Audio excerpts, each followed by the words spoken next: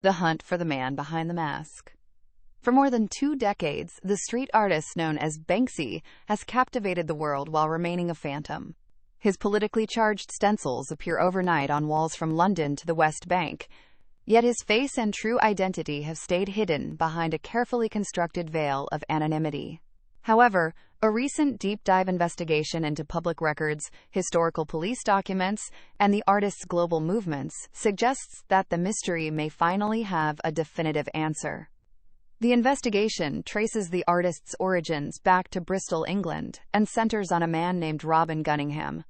While Gunningham has long been a primary suspect in the search for Banksy, new evidence has surfaced, linking him to the pseudonym David Jones. By following a trail of corporate filings, property records, and even a handwritten confession from a decades-old disorderly conduct charge in the United States, researchers have pieced together a timeline that mirrors the rise of the world's most famous graffiti artist. The search for the artist's identity even led investigators to the front lines of the war in Ukraine. In late 2022, several murals appeared in bombed-out villages, confirming that Banksy had visited the region. Witnesses describe seeing teams of masked men working quickly with stencils.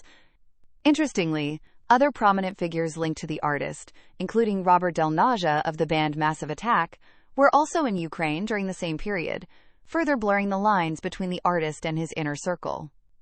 Despite the mounting evidence, those closest to the artist remain fiercely protective.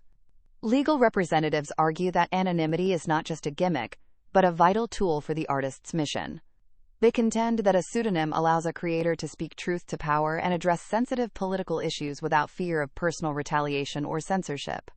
In their view, unmasking Banksy would not only harm the individual, but also the public interest that his art serves. Beyond the mystery of his name, the investigation highlights the massive financial machine behind the anti-establishment brand. While Banksy's street art is free for the public, his works have generated nearly $250 million in secondary market sales over the last decade. Furthermore, the artist is linked to several corporations and an official authentication body known as Pest Control, which manages his legacy and protects his commercial interests.